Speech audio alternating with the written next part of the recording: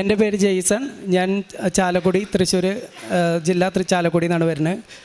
ഇരിഞ്ഞാലക്കുട രൂപതാംഗമാണ്. വെളിപാട് 3:8. നിൻ്റെ പ്രവൃത്തികൾ ഞാൻ കാണുന്നു. നിൻ്റെ മുമ്പിൽ ഞാനത് തുറന്ന വാതിൽ സ്ഥാപിക്കുന്നു. ആർക്കും അടയ്ക്കാൻ കഴിയാത്ത വിധം തുറന്ന വാതിൽ ഞാൻ സ്ഥാപിക്കുന്നു. നിൻ്റെ ഇത് പരിമിതമാണെന്ന് എനിക്കറിയാം. നീ എൻ്റെ വചനങ്ങൾ കാത്തു, നീ എന്നെ നിഷേധിച്ചില്ല. ഈ വചനമാണ് എൻ്റെ ജീവിതത്തിലെ ഏറ്റവും കിട്ടിയ വചനം. ഞാൻ ഉടമ്പടി എടുക്കാൻ 2022 ആദ്യമായിട്ട് ഞാൻ ഈ ഉടമ്പടി കൃപാസനത്തിൽ വരുന്നത്. എൻ്റെ കൈവേദനയാണ്. Tennis എൽബോവും golf എൽബോവാണ്. ഞാനൊരു ഷെഫായിട്ട് വർക്ക് ചെയ്യണു. അപ്പോൾ കൈക്ക് ഒരുപാട് വർക്കുള്ളത് കൊണ്ട് എൻ്റെ 2 കൈയും വർക്ക് ചെയ്യാൻ പറ്റാത്ത രീതിയിൽ 3 മാസമായിട്ട് ഞാൻ പലവിധ ട്രീറ്റ്മെൻറ്റുകൾ നടത്തിക്കൊണ്ടിരിക്കുകയായിരുന്നു. ഫിസിയോതെറാപ്പി, ഉഴിച്ചൽ, ഒറ്റമൂലി, അങ്ങനെ എല്ലാ ചികിത്സകളും നടത്തി. അങ്ങനെയാണ് കൃപാസനത്തിൽ എത്തിപ്പെട്ടത്. കൃപാസനത്തിൽ വന്നു. എൻ്റെ ജീവിത പങ്കാളി ഞാനും കൂടെ വന്നു.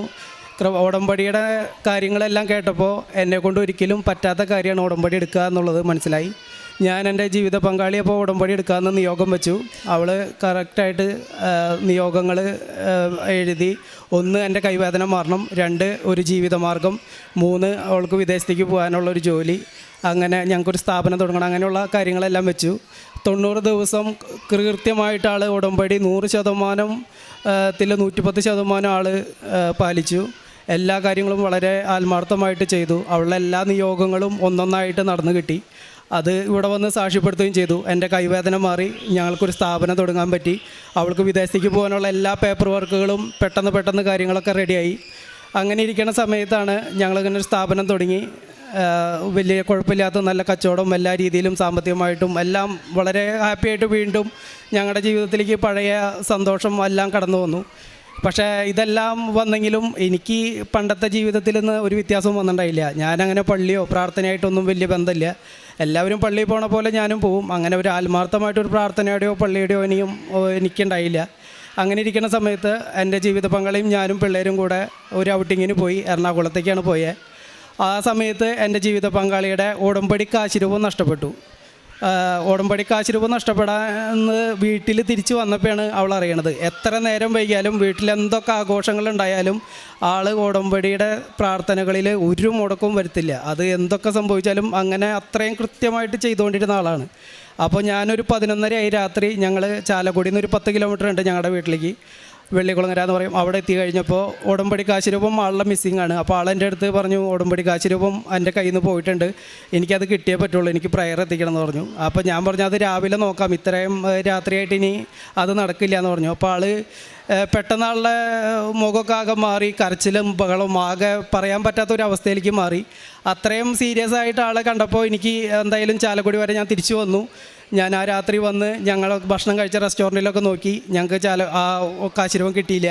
ഞാൻ തിരിച്ച് വീട്ടിൽ വന്നു കഴിഞ്ഞപ്പോൾ ആളോട് പറഞ്ഞു ഇങ്ങനെ കിട്ടിയിട്ടില്ല. ആൾ എന്ത് ചെയ്താൽ രാത്രി കിടന്നുറങ്ങില്ല, ഭയങ്കര കരച്ചിൽ തന്നെ, വേറെ ഇതൊന്നുമില്ല. ആളുടെ മുഖഭാവമൊക്കെ മാറി, ആ കരച്ചിലും ഭയങ്കര വിഷമം. വെളുപ്പിന് 4 മണിയായപ്പോൾ ഞങ്ങൾ ഞങ്ങൾ ചാലക്കുടിയിൽ നിന്ന് എറണാകുളം സുഭാഷ് പാർക്കിലാണ് ഞങ്ങളന്ന് പിള്ളേരായിട്ട് കൂടുതൽ നേരം സ്പെൻഡ് ചെയ്തത്. അവിടെ വെളുപ്പിന് 5:30 ആയപ്പോഴേക്കും ഞങ്ങൾ ചാലക്കുടി പാർക്കിലെത്തി. അവിടെ വന്ന് ഞങ്ങളവിടെ സെക്യൂരിറ്റിയുടെ അടുത്ത് പറഞ്ഞു ഞങ്ങളുടെ ഒരു ലോക്കറ്റ് ഇങ്ങനെ മിസ്സായിട്ടുണ്ട്, ഞങ്ങൾ ചാലക്കുടിയിൽ നിന്നാണ് വരുന്നത്. അപ്പോൾ സെക്യൂരിറ്റി പറഞ്ഞു അത് കുഴപ്പമില്ല, നിങ്ങൾ ഒരു കാര്യം ചെയ്യും, 6 മണിയാകുമ്പോൾ ഇവിടുത്തെ സൂപ്പർവൈസർ വരും, അവർ വരുമ്പോഴാണ് നമുക്ക് ഇതിനകത്തേക്ക് കയറാൻ പറ്റുള്ളൂ എന്ന് പറഞ്ഞു. ഞങ്ങളവിടെ വെയിറ്റ് ചെയ്തു. 6 മണിയായപ്പോൾ അവരുടെ ക്ലീനിങ് സൂപ്പർവൈസർ വന്നു. അതൊരു മുസ്ലിം സ്ത്രീയാണ്.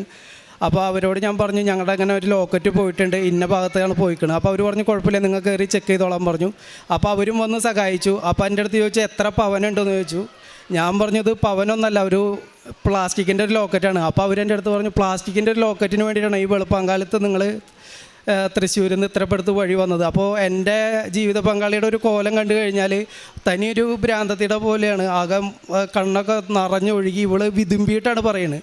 ഒരു വീട്ടിൽ ഒരു മരണപ്പെട്ട എങ്ങനെയാണ് വിതുമ്പിയിട്ട് വാക്കുകൾ പറയുമോ അതേപോലെ ഇതാണ് ഇവളുടെ ഉടമ്പടി ലോക്കറ്റ് കാണാനില്ല എന്ന് ഇവരോട് വിവരിക്കണേ.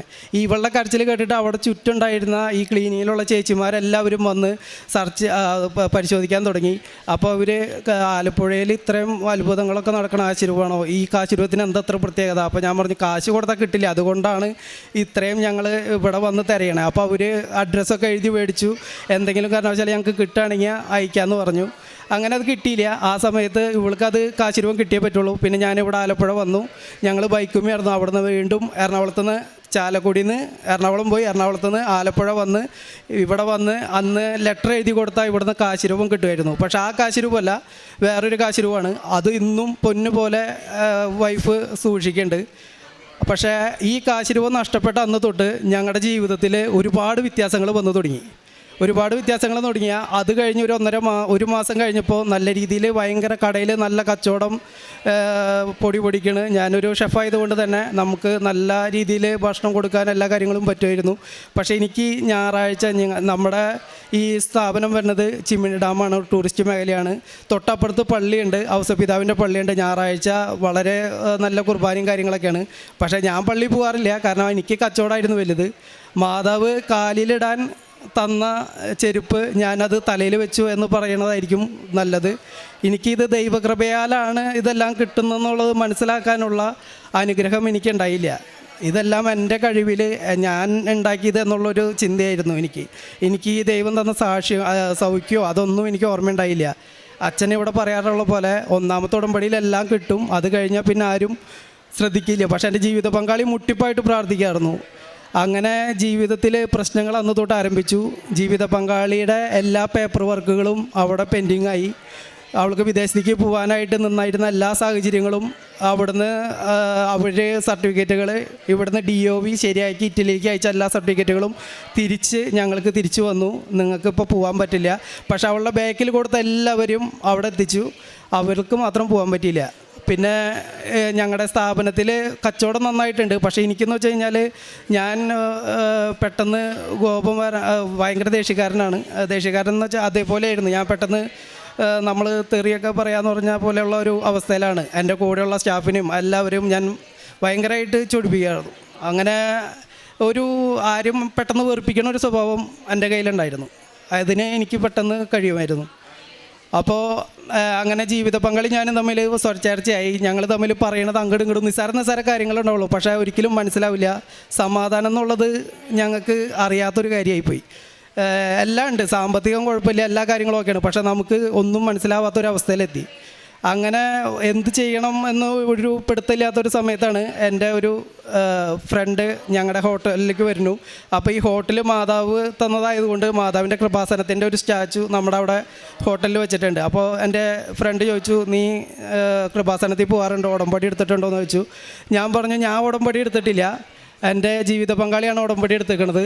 ഞാനപ്പോൾ പറഞ്ഞു, അപ്പോൾ എൻ്റെ ഫ്രണ്ട് പറഞ്ഞു, നിൻ്റെ കാര്യത്തിന് നീയായിരുന്നു ഉടമ്പടി എടുക്കേണ്ടത്, ഒരിക്കലും ജീവിത പങ്കാളി എല്ലാവർക്കും ഉടമ്പടി എടുക്കണ്ടേ.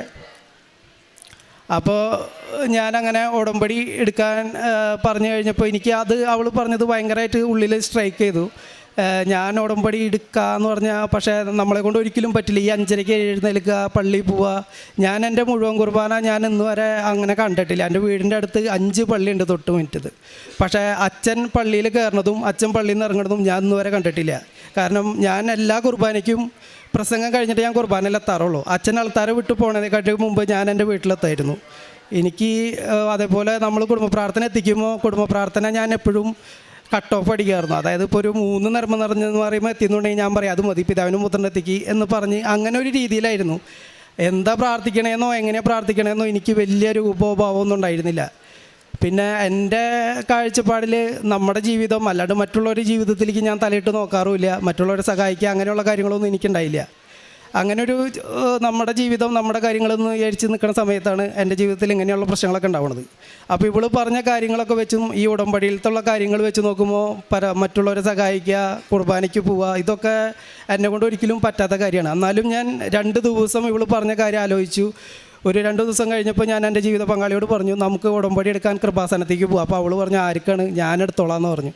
അപ്പോൾ എൻ്റെ അടുത്ത് പറഞ്ഞു, വെറുതെ അവിടെ പോയിട്ട് ആവശ്യമില്ലാത്ത പണി മേടിക്കരുത്. നമ്മുടെ ജോസഫ് അച്ഛൻ പറയാറുള്ള പോലെ കൃപാസനത്തിൽ വന്നിട്ട് പണി മേടിക്കേണ്ട, ഉള്ള പണി മര്യാദയ്ക്ക് കൊണ്ട് നടന്നാൽ പോരെ എന്നുള്ള പറയുന്ന പോലെ എൻ്റെ ജീവിത പങ്കാളിയും പറഞ്ഞു. ഞാൻ പറഞ്ഞല്ല, ഞാനത് എൻ്റെ പരമാവധി ഞാൻ ശ്രമിക്കും, എന്തായാലും പോവാമെന്ന് പറഞ്ഞു. അങ്ങനെ എൻ്റെ നിർബന്ധത്തിന് വഴങ്ങി ആൾ വന്നു. ഞാൻ കൃപാസനത്തിൽ ഇവിടെ വന്ന് ഉടമ്പടി എടുത്തു. ഉടമ്പടി നിയോഗ പേപ്പർ കിട്ടിയപ്പോൾ തന്നെ ഞാൻ മാതാവിൻ്റെ അടുത്ത് പറഞ്ഞു, ഫസ്റ്റത്തെ നിയോഗം, ഈ 90 ദിവസം എനിക്ക് ഉടമ്പടി ചെയ്യാൻ മാതാവ് എന്നെ സഹായിക്കണം. അപ്പോൾ ഞാൻ 90 ദിവസം അങ്ങനെ ആദ്യത്തെ ഉടമ്പടി അത് ചെയ്തു. പിന്നെ രണ്ടാമത്തെ മൂന്നാമത്തെ എനിക്ക് അങ്ങനെ വലിയ കാര്യമായിട്ടൊന്നും എഴുതാനുണ്ടായില്ല. കാരണം വലിയ പ്രശ്നങ്ങളൊന്നും ഇല്ലാണ്ട് പോണ കാരണം കൊണ്ട് വലിയ പ്രശ്നങ്ങളെന്ന് വെച്ചാൽ എൻ്റെ മെയിൻ പ്രശ്നങ്ങൾ ഇതൊക്കെ തന്നെയാണ്. സമാധാനമല്ല, വീട്ടിൽ അങ്ങോട്ടും ഇങ്ങോട്ടും ഉള്ള പ്രശ്നങ്ങളും മൊത്തത്തിലൊരു സമാധാനമില്ല, സാമ്പത്തികമായിട്ടുള്ള പ്രശ്നങ്ങളും ഇതൊക്കെയാണ്. അപ്പോൾ അങ്ങനെ വലിയ കാര്യമായിട്ടൊന്നും ഞാൻ എഴുതാൻ നിന്നില്ല. അപ്പോൾ ഇത് പിന്നെ നമുക്ക് കിട്ടുമോ, 90 ദിവസം പൂർത്തിയാക്കാൻ പറ്റുകയാണെങ്കിലല്ലേ മറ്റുള്ള കാര്യത്തിനെക്കുറിച്ച് ആലോചിക്കേണ്ടോ എന്നുള്ളതാണ് എൻ്റെ ചിന്ത. അങ്ങനെ ഞാൻ ഇവിടുന്ന് പോയി. എനിക്ക് അന്ന് തൊട്ട് ഇന്ന് വരെ ഞാൻ 5ാമത്തെ ഉടമ്പടിയാണ് പുതുക്കിയത്. അന്ന് തൊട്ട് ഇന്ന് വരെ ഈ 2-4 ദിവസം ഞാൻ ട്രെയിൻ യാത്ര ചെയ്തതല്ലാതെ ഒരു ദിവസം പോലും എൻ്റെ വിശുദ്ധ കുർബാന മുടങ്ങാൻ ദൈവം എനിക്ക് ഇടവരുത്തിയിട്ടില്ല. ഞാൻ ബോംബെയിലായാലും ബാംഗ്ലൂരായാലും ഈ 2 സ്ഥലത്ത് ഞാൻ പോയപ്പോൾ എനിക്ക് അവിടെ വിശുദ്ധ കുർബാന ദൈവം ഒരുക്കിയിട്ടുണ്ടായി. അതേപോലെ ഇപ്പോൾ ഞാൻ ഡൽഹിയിൽ പോയപ്പോൾ എനിക്ക് അവിടെ ഞാൻ ട്രെയിനിൽ നിന്ന് ഇറങ്ങി അന്ന് തന്നെ എനിക്ക് വിശുദ്ധ കുർബാന 2 വട്ടം എനിക്ക് കിട്ടിയായിരുന്നു. ഈ 4 ദിവസത്തിൽ ഒഴിച്ച് ഒറ്റ വിശുദ്ധ കുർബാന മുഴുവൻ ബലി എനിക്ക് പങ്കെടുക്കാൻ പറ്റിയിട്ടുണ്ടായി. അതാണ് എൻ്റെ ഏറ്റവും വലിയ സാക്ഷ്യം. എനിക്ക് ഒരിക്കലും ഞാനാലെ സാക്ഷ്യം പെടുത്താൻ പറ്റണതല്ല. അതേപോലെ തന്നെ ഞാൻ ഇവിടുന്ന് ഉടമ്പടി എടുത്ത അന്ന് തന്നെ എൻ്റെ ഫേസ്ബുക്കിൽ ഞാൻ റീൽസുകൾ മാത്രമേ കാണാറുള്ളൂ. അതേപോലെ നമ്മൾ സിനിമയുടെ കട്ടിങ്സ് അങ്ങനെയുള്ള കാര്യങ്ങൾ മാത്രമേ കാണാറുള്ളൂ. ബാക്കി ഈ ഇങ്ങനത്തുള്ള കാര്യങ്ങളോ ദൈവികമായിട്ടുള്ള ഒരു കാര്യങ്ങളും ഫേസ്ബുക്കിൽ കാണാറില്ല, യൂട്യൂബിലും കാണാറില്ല. ഞാനിവിടുന്ന് ഉടമ്പടി എടുത്ത് ചെന്ന് അന്ന് വൈകിട്ട് എൻ്റെ ഫേസ്ബുക്കിലെ എല്ലാ പേജുകളും അൺലൈക്ക് ചെയ്തു. യൂട്യൂബിൽ നോട്ട് ഇൻട്രസ്റ്റഡ് എന്ന് പറഞ്ഞ ഓപ്ഷനിൽ ഞാൻ ക്ലിക്ക് ചെയ്തിട്ട് എല്ലാ നമ്മൾ അന്ന് വരെ കണ്ടുകൊണ്ടിരുന്ന എല്ലാ കാര്യങ്ങളും നോട്ട് ഇൻട്രസ്റ്റഡ് ആക്കി. പിന്നെ ഇൻട്രസ്റ്റഡ് ആക്കിയ കാര്യങ്ങൾ നമ്മുടെ ഈ കൃപാസനം തുടങ്ങി അന്ന് മുതൽ അച്ഛൻ്റെ എല്ലാ ക്ലാസ്സുകളും, അച്ഛൻ കൊടുത്തിട്ടുള്ള ഇൻ്റർവ്യൂകൾ വരെ, അതേപോലെ നമ്മുടെ ഇവിടുത്തെ ബ്രദറിൻ്റെ ക്ലാസ്സുകൾ, എല്ലാ ക്ലാസ്സുകളും എനിക്ക്, ഞാൻ സ്വന്തമായിട്ട് ഹോട്ടലായ കാരണം കൊണ്ട് എനിക്ക് ഇഷ്ടംപോലെ സമയം ഉണ്ടാവുമായിരുന്നു. ഞാൻ ഫുൾ ടൈം അത് കാണാൻ പറ്റി. വിശുദ്ധ കുർബാന എന്താണെന്നും ഒരു കുടുംബ പ്രാർത്ഥന എങ്ങനെയാണ് എത്തിക്കേണ്ടതെന്നും ഒരു കൊന്ത എങ്ങനെയാണെന്നും ഒരു കൊന്തയിൽ എന്തെല്ലാം കാര്യങ്ങൾ നമ്മൾ വചനം എങ്ങനെയാണ് ഇപ്പോൾ ഉരുവിടണമെന്നും എല്ലാ കാര്യങ്ങളും മനസ്സിലായി. ഇത്രയും 37 വർഷമായി, എനിക്ക് 38 വയസ്സായി, 37 വർഷം വരെ ഞാൻ ജീവിച്ചിട്ട് എനിക്ക് മനസ്സിലാവാത്ത കാര്യങ്ങൾ ഒരു കൊച്ചിൻ്റെ അടുത്ത് ഈശോ പറഞ്ഞു കൊടുക്കണ പോലെ, അല്ലെങ്കിൽ പരിശുദ്ധ അമ്മ പറഞ്ഞു കൊടുക്കണ പോലെ പരിശുദ്ധ അമ്മയുടെ മടിയിലിരുന്ന് എല്ലാ കാര്യങ്ങളും ഞാൻ ഒന്നായിട്ട് പഠിച്ചു.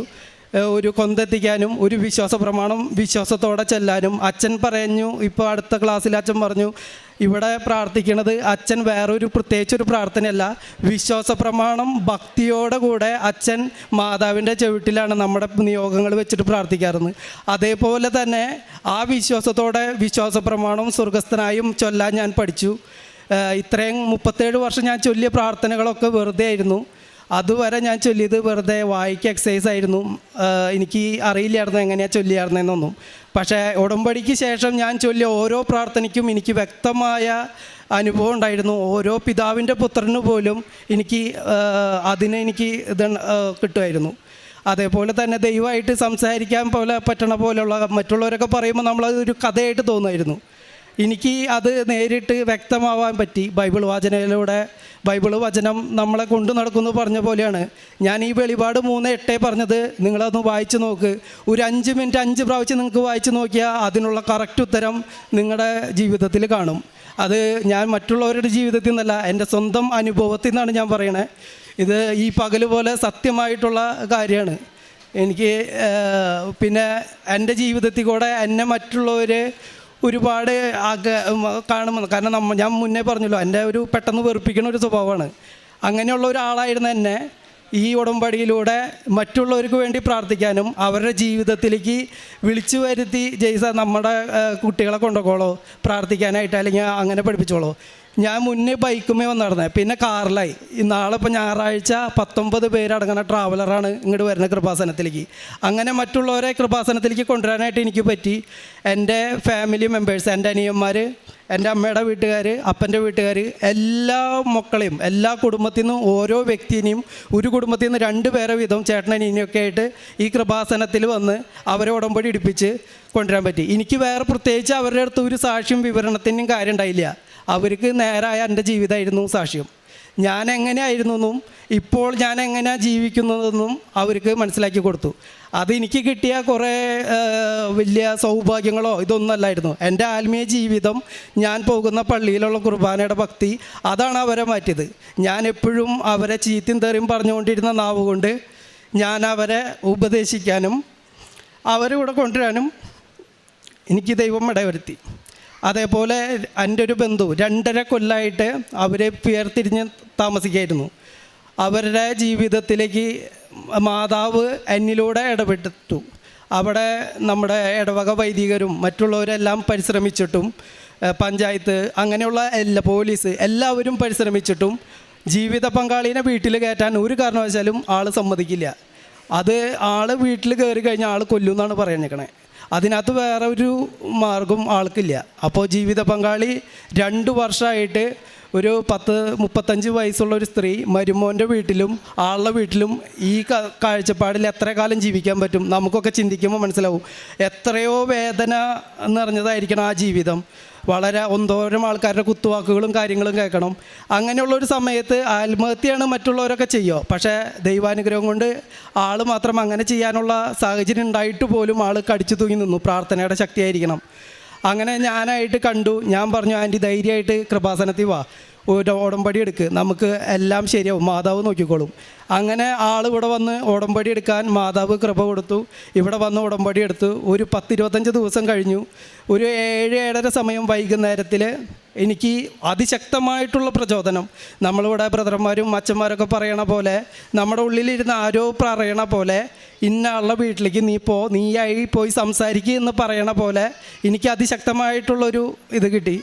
അപ്പോൾ ഞാനിങ്ങനെ തോന്നലാണോ എന്ന് അറിയാനായിട്ട് എൻ്റെ വൈഫിനോട് ഞാൻ പറഞ്ഞപ്പോൾ വൈഫ് പറഞ്ഞു, അവൾക്ക് നൈറ്റ് ഡ്യൂട്ടിയാണ്. അവൾ പറഞ്ഞു, ജയിച്ചേട്ടൻ പ്രാർത്ഥിച്ച് നോക്കിയിട്ട് എന്തിട്ടാന്ന് വെച്ചാൽ ചെയ്തോ എന്ന് പറഞ്ഞിട്ട് അവൾ ഡ്യൂട്ടിക്ക് പോയി. ഞാനപ്പോൾ ഇവിടെ നമ്മുടെ വിജയകുമാർ സാറ് പറയായിരുന്നു, നമുക്ക് അങ്ങനെ എന്തെങ്കിലും ഒരു ഡൗട്ട് വരുമ്പോൾ വിശ്വാസപ്രമാണം ചൊല്ലി കണ്ണടച്ച് നമ്മൾ ഒരു ബൈബിൾ വാക്യം എത്തുമ്പോൾ തൊടുക, അതായിരിക്കും അതിൻ്റെ ദൈവത്തിൻ്റെ ഉത്തരമെന്ന്. അങ്ങനെ ഞാൻ ബൈബിൾ എടുത്തു, പ്രാർത്ഥിച്ചു തുറന്നതു എലിസബത്തിനെ പരിശുദ്ധ അമ്മ സന്ദർശിക്കുന്ന രംഗമാണ്. അപ്പോൾ ഞാൻ ഉറപ്പിച്ചു, ഇത് എൻ്റെ തോന്നലല്ല, ഇതിൻ്റെ ബാക്കിൽ പരിശുദ്ധ അമ്മയുടെ എന്തോ ഒരു പ്രവൃത്തി നടക്കാനുണ്ട്. ഞാൻ എൻ്റെ കാറെടുത്തു, വീട്ടിൽ നിന്ന് പോയി 7:30-8 മണി അരമണിക്കൂർ ട്രാവൽ ചെയ്തു. അവരുടെ വീട്ടിലെത്തി. ആൾ കിടന്നുറങ്ങായിരുന്നു. ഞാൻ വിളിച്ചു. ആൾ ഒരു പ്രാന്തൻ്റെ പോലെയാണ്. എന്ന് വെച്ച് കഴിഞ്ഞാൽ ആൾക്ക് ജീവിത പങ്കാളിയില്ല. അവരെ ഒന്നിച്ച് സ്നേഹിച്ച് കല്യാണം കഴിച്ചതാണ്. അങ്ങനെ എണപിരിയാത്ത ബന്ധം പോലെ ജീവിച്ച ആളാണ്. പെട്ടെന്ന് എന്താ സംഭവിച്ചതെന്നറിയില്ല. ആർക്കും ഇടപെടുക്കാൻ പറ്റാത്ത ഒരവസ്ഥയാണ്. അങ്ങനെ ഇരിക്കുന്ന സമയത്താണ് ഇങ്ങനെ സംഭവിച്ചത്. ഞാൻ അവരെ കൂട്ടിക്കൊണ്ട് വന്നു.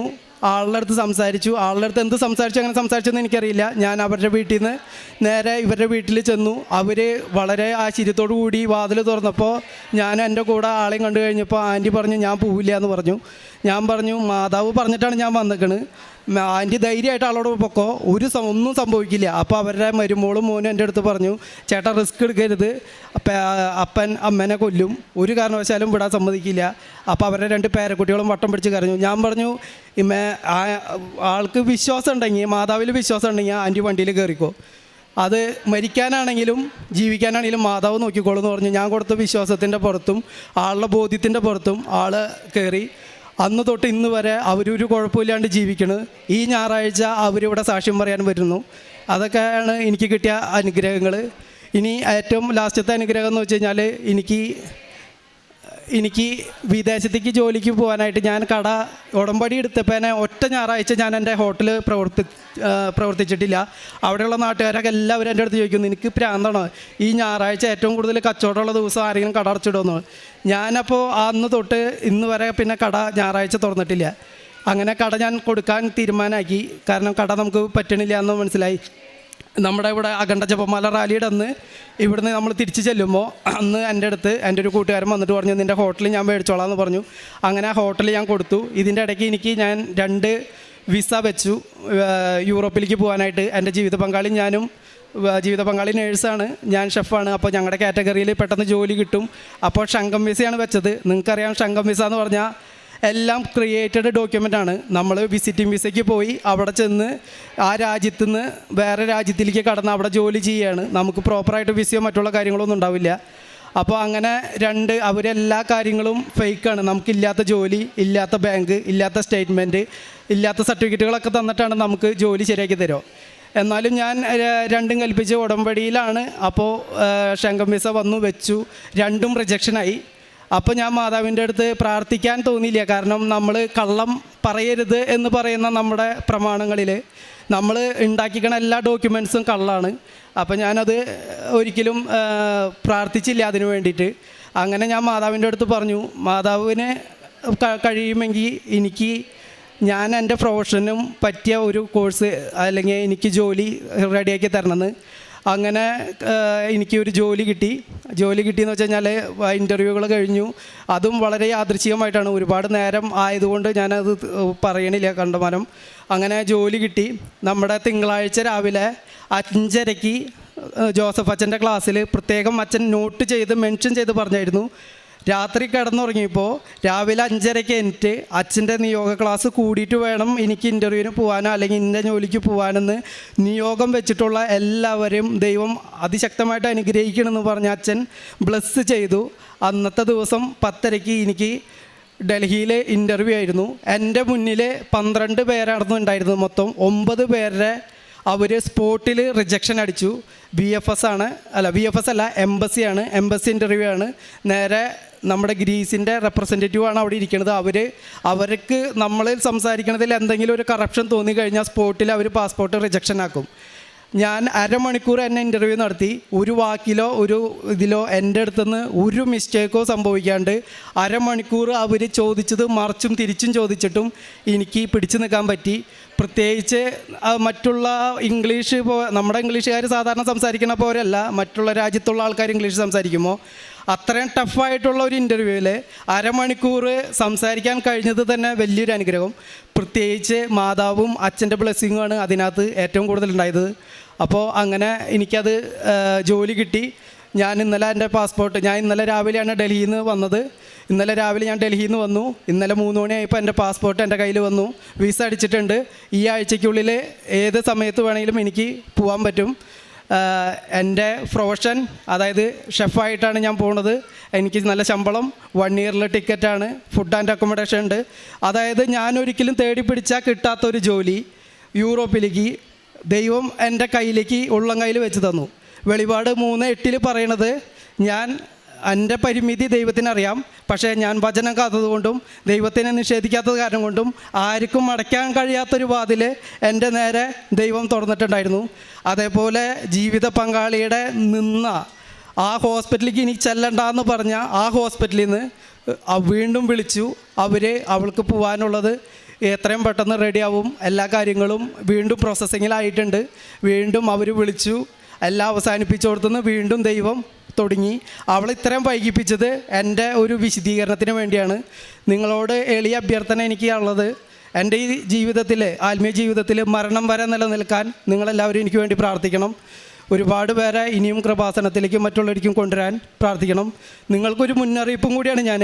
ഒരിക്കലും ഉടമ്പടിയിൽ നിന്ന് കിട്ടണ നിങ്ങളുടെ നിയോഗങ്ങൾ സാക്ഷാത്കരിക്കുമ്പോൾ ദൈവത്തെ മറന്ന് നിങ്ങൾ ജീവിക്കരുത്.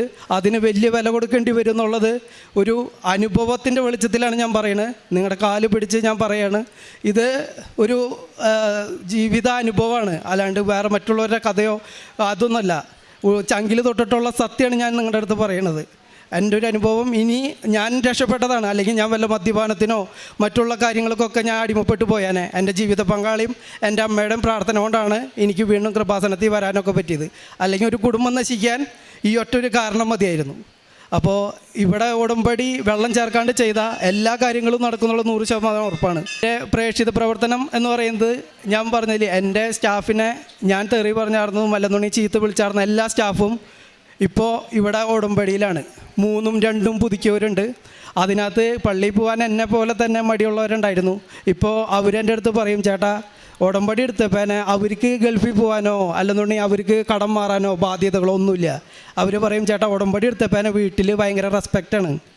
അപ്പോൾ മുന്നേ ദേടാ ചോറ് വേണമെങ്കിൽ തന്നോന്ന് പറയണം, അമ്മ ഇപ്പോൾ വാമോനെ ചോറുണ്ടോ എന്ന് പറയണമെന്ന് പറയും. അത്രയും പിള്ളേരുകൾക്ക് ഭയങ്കരമായിട്ട് എഫക്റ്റായി. എൻ്റെ ജീവിതം അവർക്ക് മാതൃകയാകാനായിട്ട് ദൈവം എന്നെ അനുഗ്രഹിച്ചു. അതേപോലെ തന്നെയാണ് ഇപ്പോൾ ഒരുപാട് പേരെ കൃപാസനത്തിലേക്ക് കൊണ്ടുവരാനും. അതേപോലെ കാരുണ്യ പ്രവൃത്തികളെന്ന് പറഞ്ഞാൽ എനിക്ക് ചെയ്താൽ മടുക്കണില്ല. ഇപ്പോൾ മുന്നേ എൻ്റെ സ്വന്തം കാര്യം നോക്കിക്കൊണ്ടിരുന്ന ഞാൻ ഇന്നത് എൻ്റെ മുമ്പിൽ വരണ ഒരുപാട് പേർക്ക് ജാതി മതമോ അവരുടെ വസ്ത്രമോ ഇതൊന്നും കണ്ടിട്ടല്ല, എല്ലാവർക്കും എൻ്റെ കഴിവിൻ്റെ പരമാവധി ചെയ്യാൻ ഞാൻ ശ്രമിച്ചിട്ടുണ്ട്. പല കുടുംബങ്ങളും ഞാൻ അന്വേഷിച്ച് തേടി പിടിച്ച്, നമ്മൾ പറയാം ബൈക്ക് ആക്സിഡൻ്റൊക്കെ പറ്റിയിട്ട് പല വീടുകളിലും ഇപ്പോഴും കിടക്കണ ഒരുപാട് പേരുണ്ട്.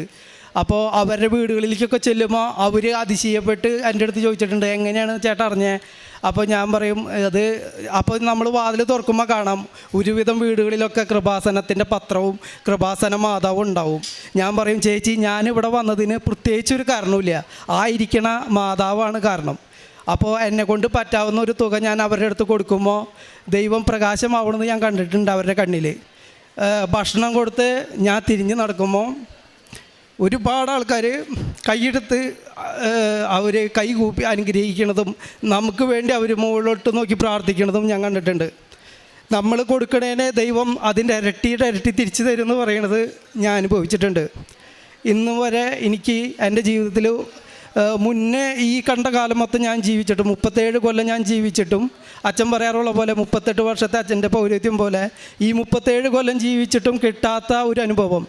ഞാൻ 2500 രൂപ വരെ ഒരു ദിവസം നാട്ടിൽ ശമ്പളം മേടിച്ചുകൊണ്ടിരുന്ന വ്യക്തിയാണ്. അപ്പോൾ നിങ്ങൾക്ക് ഊഹിക്കാം 2500 രൂപ ഒരു നാട്ടിൽ ശമ്പളം മേടിക്കണേ എത്ര രൂപയുടെ നമുക്ക് അത്രയും എൻജോയ് ചെയ്ത് ജീവിക്കാൻ പറ്റും. അതിലൊന്നും കിട്ടാത്തൊരാനന്ദം മറ്റുള്ളവരുടെ ജീവിതത്തിൽ നമ്മൾ കൊടുക്കുമ്പോൾ കിട്ടുന്നുണ്ട്. ഇതൊന്നും ഒരു പാഴ്വാക്കല്ല. ഇതിനെക്കുറിച്ച് മറ്റുള്ളവർ എന്തു പറഞ്ഞാലും എന്നെ സംബന്ധിച്ച് എനിക്കൊരു ചുക്കുമില്ല. ഞാൻ എത്തേണ്ടടുത്ത് ഞാൻ എത്തിപ്പെട്ടു. അതാണ് എൻ്റെ ഏറ്റവും വലിയ വിജയം. പിന്നെ ഇപ്പോൾ ജോലി കിട്ടിയതും ഇതൊക്കെ ഞാനിവിടെ നിങ്ങളുടെ അടുത്ത് ഭൗതിക കാര്യങ്ങൾ പറയുമ്പോഴാണ് ആൾക്കാർക്ക് മനസ്സിലാവുള്ളൂ. ആത്മീയ കാര്യങ്ങൾ പറയുമ്പോൾ ആർക്കും മനസ്സിലാവില്ല. അത് ആത്മീയമായിട്ട് മനസ്സിലാക്കണമെങ്കിൽ അത് ദൈവകൃപ തന്നെ വേണം. അത് ഞാൻ നിങ്ങളെ കുറ്റം പറയല്ല. അത് നിങ്ങളെക്കാട്ടും മോശപ്പെട്ട ഒരവസ്ഥയിലായിരുന്നു ഞാൻ. മറ്റുള്ളവർ ഒരുപാട് പുച്ഛിച്ചിട്ടുണ്ട്, അച്ഛന്മാരെ സിസ്റ്റർമാരെ. ഇപ്പം ഞാൻ ഓരോ അച്ഛന്മാരെ കാണുമ്പോൾ ഓരോ സിസ്റ്റർമാരെ കാണുമ്പോൾ അവർ ജീവിക്കണ അവരെ സ്തുതിക്കാറുണ്ട്. ഓരോ സിസ്റ്റർമാരെയും അവർ എങ്ങനെ ആയിക്കോട്ടെ എന്തായിക്കോട്ടെ. പക്ഷേ ആ ഒരു സിസ്റ്റർ അല്ലെങ്കിൽ ഒരു അച്ഛൻ എന്ന് പറയുമ്പോൾ ഇന്നെനിക്ക് അവരോട് കാണുന്ന ഒരു ബഹുമാനം ദൈവത്തെ കാണുന്ന തുല്യമാണ്. അത്രയും പറഞ്ഞുകൊണ്ട് എൻ്റെ ഈശോയ്ക്കും എൻ്റെ അമ്മയ്ക്കും പരിശുദ്ധ അമ്മയ്ക്ക് 1000 നന്ദി പറഞ്ഞുകൊണ്ട് എൻ്റെ വാക്കുകൾ ഞാൻ നിർത്തുന്നു. യേശുവേ നന്ദി, യേശുവേ സ്തുതി. റോമാക്കാർക്ക് എഴുതിയ ലേഖനം 2-ാം അധ്യായം 29 മുതലുള്ള തിരുവചനങ്ങളിൽ ഹൃദയത്തിൽ നടക്കുന്ന പരിച്ഛേദനമാണ് യഥാർത്ഥ പരിച്ഛേദനം. അത് ആത്മീയമാണ്, അക്ഷരാർത്ഥത്തിലുള്ളതല്ല. അവന് പ്രശംസ ലഭിക്കുന്നത് മനുഷ്യരിൽ നിന്നല്ല, ദൈവത്തിൽ നിന്നാണ്.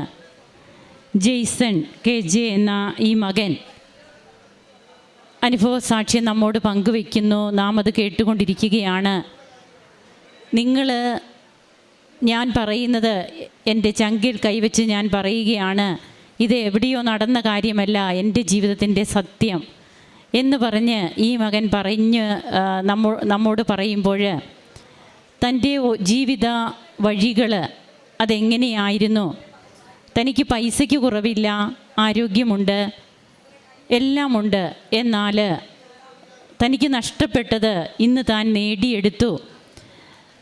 തനിക്കൊരു ജീവിത മാർഗമായിട്ട് കിട്ടിയ തൻ്റെ ബിസിനസ്, അതായത് തൻ്റെ ഷോപ്പ്, അത് താൻ തലയിലാണ് എടുത്തു വെച്ചുകൊണ്ട് നടന്നിരുന്നത്. അതിനാണ് താൻ പ്രാധാന്യം കൊടുത്തിരുന്നത്. ദൈവത്തെ അല്ല താൻ ഹൃദയത്തിൽ കൊണ്ട് നടന്നത്, തൻ്റെ ബിസിനസ്സിനെ ആയിരുന്നു.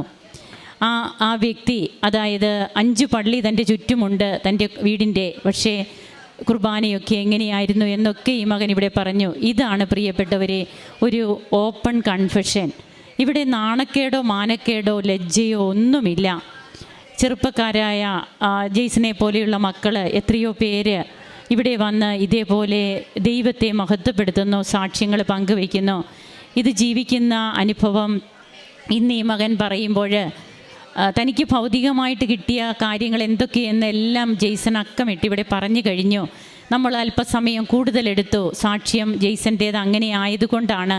അത് സാക്ഷ്യത്തിലുടനീളം ജെയ്സൺ മഹത്വപ്പെടുത്തുകയാണ് ദൈവത്തെ. താനായിരുന്ന ഒരവസ്ഥയെ. ഇവിടെയാണ് സാവൂളിൻ്റെ മാനസാന്തരം. അപ്പസ്തോല പ്രവർത്തനങ്ങൾ 9-ാം അധ്യായത്തിൽ നാം വായിക്കുന്നുണ്ട്. കർത്താവ് സാവൂൾ നീ എന്തിനെന്നെ പീഡിപ്പിക്കുന്നു എന്ന് ചോദിച്ചുകൊണ്ട് കർത്താവ് യാത്ര ചെയ്തിരുന്ന സാവൂളിനെ നിലം പതിപ്പിക്കുന്നുണ്ട്. അപ്പോൾ സാവൂൾ ചോദിക്കുന്നുണ്ട്, കർത്താവേ നീ ആരാണ്? അങ്ങ് ആരാണ് എന്ന് ചോദിക്കുമ്പോൾ നീ പീഡിപ്പിക്കുന്ന യേശുവാണ് ഞാനെന്ന് മറുപടി പറയുന്നു. വീണ്ടും അനനീയാസ് എന്ന് പറയുന്ന പുരോഹിതനോട് കർത്താവ് അരുളി ചെയ്യുന്നുണ്ട്, നീ ഇന്ന നഗരത്തിൽ പോകണം, അവിടെ നിനക്ക് വേണ്ടി ഒരുത്തൻ കാത്തിരിപ്പുണ്ട്. അനനീയാസ് പറയുന്ന ഒരു വാക്കുണ്ട്, കർത്താവേ, അവിടുത്തെ വിശുദ്ധർക്കെതിരായി അവൻ ജെറുസലേമിൽ എത്രമാത്രം തിന്മകൾ പ്രവർത്തിച്ചിട്ടുണ്ടെന്ന് വളരെ പേരിൽ നിന്ന് ഞാൻ കേട്ടിട്ടുണ്ട്. കർത്താവ് മറുപടി പറയുന്നുണ്ട്, നീ പോവുക, വിജാതീയരുടെയും രാജാക്കന്മാരുടെയും ഇസ്രായേൽ മക്കളുടെയും മുമ്പിൽ എൻ്റെ നാമം വഹിക്കാൻ തിരഞ്ഞെടുക്കപ്പെട്ട പാത്രമാണവൻ. ഇതാണ് ഇന്ന് ഇവിടെ ജെയ്സണും പറയാതെ പറയുക.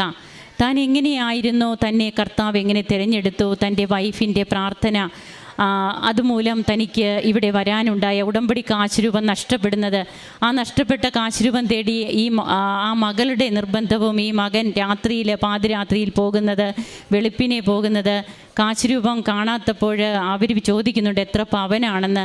വില കൊടുത്താൽ കിട്ടാത്തതാണത്, അതുകൊണ്ടാണ് ഞങ്ങൾ അതിനു വേണ്ടി നടക്കുന്നതെന്ന് പറയുമ്പോൾ അവിടെയും ഒരു പ്രഘോഷണമാണ്. അവർ അഡ്രസ്സ് കുറിച്ചെടുത്തു എന്നാണ് പറയുക, കലവൂര്, ആലപ്പുഴ, ഇതെവിടെ, ഇവിടെ ഇങ്ങനെയൊക്കെ നടപ്പുണ്ടോ? അതും ഒരു പ്രഘോഷണം. അമ്മ അവിടെ ഈ മക്കളെ ഉപയോഗിക്കുകയാണ്. അങ്ങനെ പിന്നീട് താൻ വന്ന് ഉടമ്പടി എടുത്തു. തൻ്റെ ജീവിതത്തിൽ വന്ന മാറ്റങ്ങൾ, ഇന്ന് താനും തൻ്റെ വൈഫും പോവുകയാണ് വിദേശത്തേക്ക്. അങ്ങനെ ഇന്ന് ഈശോയെ മഹത്വപ്പെടുത്തി ഈ മകൻ ഇവിടെ വന്ന് നിന്ന് സാക്ഷ്യങ്ങൾ പങ്കുവെക്കുമ്പോൾ താനായിരുന്ന ഒരു തലത്തിലല്ല. ഇന്നെങ്ങനെയാണ്? It is not by merit but by grace. നമ്മുടെ യോഗ്യതയല്ല, കർത്താവിൻ്റെ കൃപയാണ് നമുക്കെല്ലാം സാധിച്ചു തരുന്നതെന്ന് ഉറക്കെ ഉച്ചസ്ഥിരം പ്രഘോഷിക്കുകയാണ് ജെയ്സൺ. അതിനൊരു മാറ്റമില്ല എന്നാണ് ജെയ്സൺ പറയുക. ഇതെൻ്റെ ജീവിത സാക്ഷ്യമാണെന്ന് ഈ മകന് ഉറക്കെ പറയുന്നു. നമുക്ക് ദൈവത്തെ മഹത്വപ്പെടുത്താൻ കരങ്ങളടിച്ച് ഈശോയ്ക്കും അമ്മയ്ക്കും നമുക്ക് നന്ദി പറയാം. അത്യപൂർവ ദൈവാനുഭവങ്ങൾ ഇനി നിങ്ങൾക്കും സ്വന്തം. ഈ യൂട്യൂബ് ചാനൽ ഇതുവരെ സബ്സ്ക്രൈബ് ചെയ്തിട്ടില്ലെങ്കിൽ ഇപ്പോൾ തന്നെ സബ്സ്ക്രൈബ് ചെയ്യുക. ഈ വീഡിയോ ഇപ്പോൾ തന്നെ നിങ്ങളുടെ സുഹൃത്തുക്കൾക്ക് ഷെയർ ചെയ്തുകൊണ്ട് കർത്താവിൻ്റെ പ്രേക്ഷിതരാകുക.